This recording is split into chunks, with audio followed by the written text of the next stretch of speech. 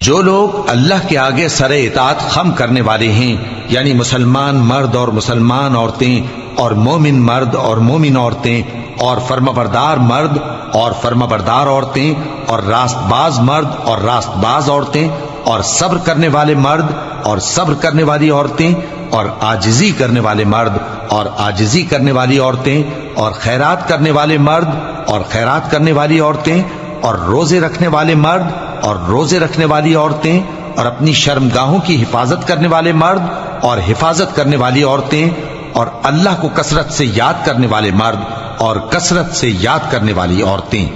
کچھ شک نہیں کہ ان کے لیے اللہ نے بخشش اور اجر عظیم تیار کر رکھا ہے، اور کسی مومن مرد اور مومن عورت کو حق نہیں ہے کہ جب اللہ اور اس کا رسول کوئی بات طے کر دیں تو وہ اس کام میں اپنا بھی کچھ اختیار سمجھیں،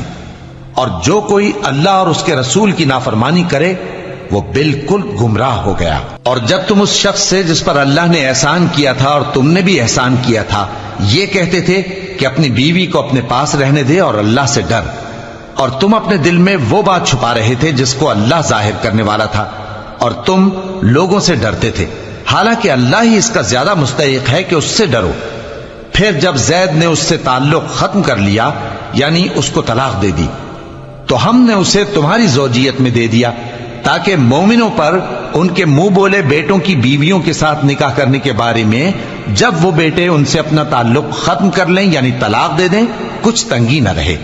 اور اللہ کا حکم واقع ہو کر رہنے والا تھا۔ پیغمبر پر اس کام میں کچھ تنگی نہیں جو اللہ نے ان کے لیے مقرر کر دیا، اور جو لوگ پہلے گزر چکے ہیں ان میں بھی اللہ کا یہی دستور رہا ہے، اور اللہ کا حکم ٹھہر چکا تھا، یعنی ان پیغمبروں میں جو اللہ کے پیغام جوں کہ توں پہنچاتے اور اس سے ڈرتے اور اللہ کے سوا کسی سے نہیں ڈرتے تھے، اور اللہ ہی حساب کرنے کو کافی ہے۔ محمد صلی اللہ علیہ وآلہ وسلم تمہارے مردوں میں سے کسی کے والد نہیں ہیں، لیکن اللہ کے پیغمبر اور نبیوں کی مہر یعنی سلسلہ نبوت کو ختم کر دینے والے ہیں، اور اللہ ہر چیز سے واقف ہے۔